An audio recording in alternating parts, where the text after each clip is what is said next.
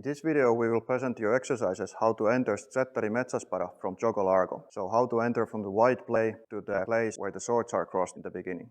It's worth repeating that Stretta di Mezza Spada cannot be approached without the wide play, gioco largo. So keep the gioco largo practice in your mind and always try to incorporate it into the practice of Stretta di Mezza Spada.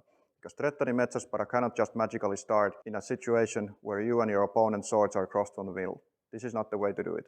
Also, to do these exercises properly, you will need a basic understanding of how to do Stretta di Mezza Spada from the true edge side and from the false edge side. You will find instructions for those in a separate video coming after this.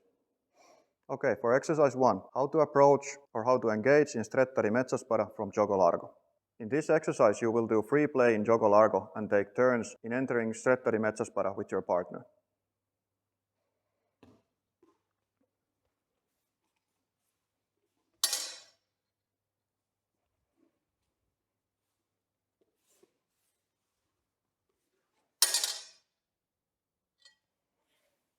Like so.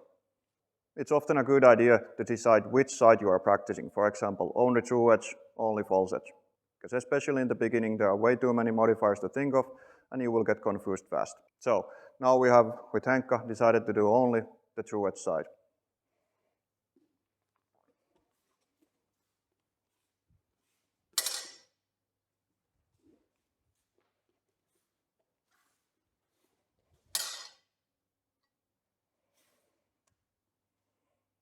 Also, when you practice like this, whenever you enter Stretta di Mezza Spada, you stop the play and reset the play. When you are in the Stretta di Mezza Spada, it's a good idea to stop for a moment and see that the details are right. Help your partner in this.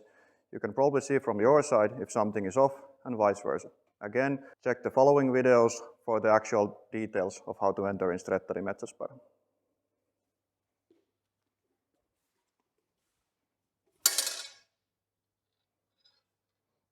Voi kerätä. Yep, like this. Check that the footwork is correct, lines are correct, and so on.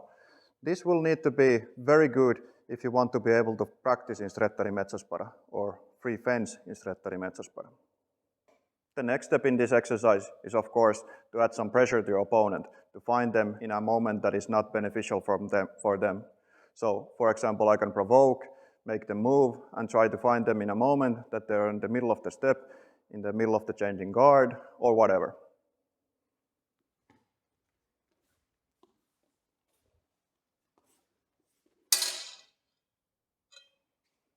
Like so. Henkka did the right thing.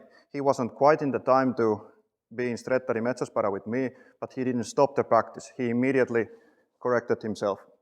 Because in these moments, when you fight or do free play, it's never going to be perfect. So in this situation, I could have pushed my attack to Henkka because he was in a bad position, but also there's a high chance that I will hesitate or I don't see the moment or whatever. So it's very important that you don't stop if you make a mistake. You just correct yourself as fast as you can. Also, throwing a tantrum whenever something goes wrong just wastes a lot of your training time and especially your partner's training time. The next step to practicing the proper Stretta di Mezza Spada technique is that you start with the gioco largo, the wide play, and so on. Then you enter in Stretta di Mezza Spada, you throw a strike or two, and then you exit the range.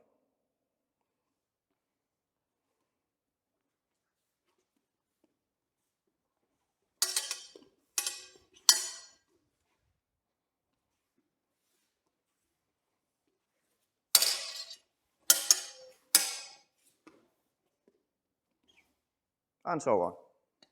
This will create the flow and tempo for your training, because again, you will not just walk to your opponent and engage in Stretta di Mezza Spada. There will be the pre-play, the setup, or the gaining of the tempo, finding the disadvantage of your opponent, and so on. Then you go in, and it might be that your attack happens in the wrong place for you, so you will have to take a step back and continue the wide play. So it flows back and forth as it goes in an actual dynamic situation of fighting.